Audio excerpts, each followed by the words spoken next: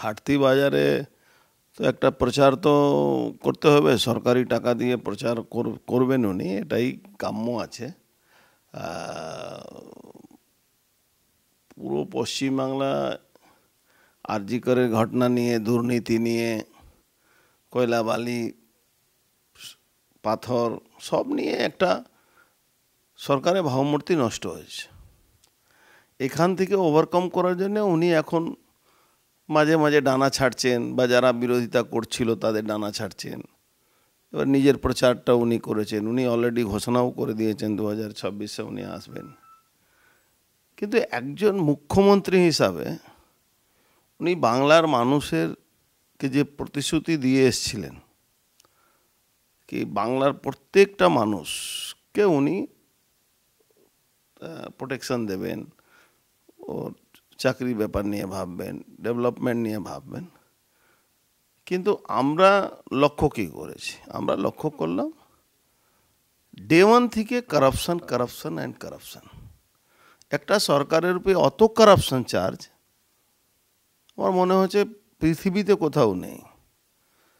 কিন্তু আমাদের দেশে দুর্ভাগ্য, আমাদের সংবিধানে, ফেডারেল স্ট্রাকচারে জানি না কোন ধারায় কোথায় লেখা আছে কি আপনি যত পাপ করবেন, যত লুট করবেন, যত সংবিধানের ব্যাখ্যাটাকে উল্টে দেবেন, কিন্তু আপনাকে সরানো যাবে না।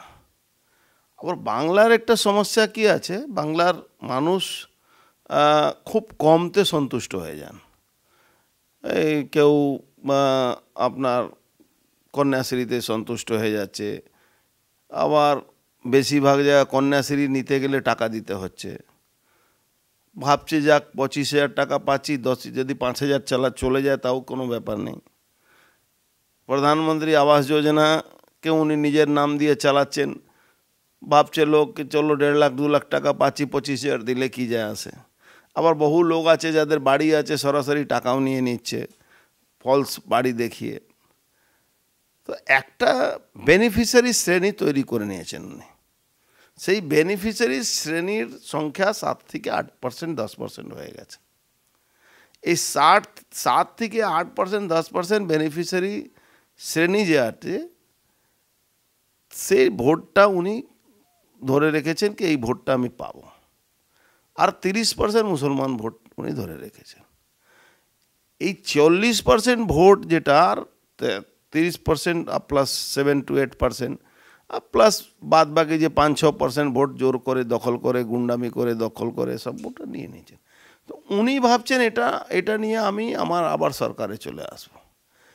দুর্ভাগ্য আমাদের কি যে রাজ্যে উনি বলছেন কি আমি মানুষ জন্ম থেকে মৃত্যু অবধি আমি তাদের পাশে দাঁড়াচ্ছি, যে মৃত্যুর ঘাট কাজের জন্য 2,000 টাকা দিচ্ছেন, যদি 500 টাকা না দেওয়া হয় পৌরসভা দালালদেরকে তাহলে 2,000 টাকা পাবেন না। এটা কিন্তু মানুষ ফিল করলেও ভাবছে 1,500 টাকা পেলাম। মানে আমি বলি না, বাংলার মানুষ খুব কমতে সন্তুষ্ট হয়ে যায়। এবার মুখ্যমন্ত্রীর একটা অদ্ভুত জিনিস আমি দেখছি, মুখ্যমন্ত্রী যে কাজ নিজে করবেন সেটা সবটা ঠিক, এমনভাবে মার্কেটিং করবেন। উনি সরকারি মিটিং করবেন, সরকারি মিটিংয়ে বসে নিজের কিছু লোককে গালাগালি করবেন, কিছু পুলিশ অফিসারের নাম ধরে তাকে গালাগালি করবেন, কিছু নিচে পুলিশ অফিসারকে বধ করে দেবেন, তাকে ট্রান্সফার করে দেবেন, সাসপেন্ড করে দেবেন, আবার 2 মাস মধ্যে চলে আসবে। এখন চলছে ফেস সেভিং যজ্ঞ।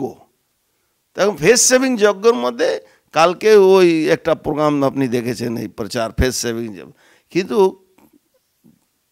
1 মাস আগে একটা ল্যাঙ্গুয়েজ নিয়ে যে একজন মানুষ, যে হিন্দিভাষী লোক, বাইরে থেকে অন্য স্টেটের লোক এখানে সেন্ট্রাল গভর্নমেন্টের একটা চাকরি ব্যাপারে পরীক্ষা দিতে এসেছিল শিলিগুড়িতে, তাকে মারধর করেছিল বাংলা পক্ষ নামে। আপনি দেখেছিলেন এইটা নিয়ে বিহার, ঝাড়খণ্ড সব গভর্নমেন্ট, ওখান থেকে বিরোধী দলের লোকেরা, পার্টির লোকেরা সবই প্রতিবাদ করেছিল। কিন্তু কালকে আমরা অদ্ভুতভাবে দেখলাম সেই ব্যক্তি গার্গা চ্যাটার্জি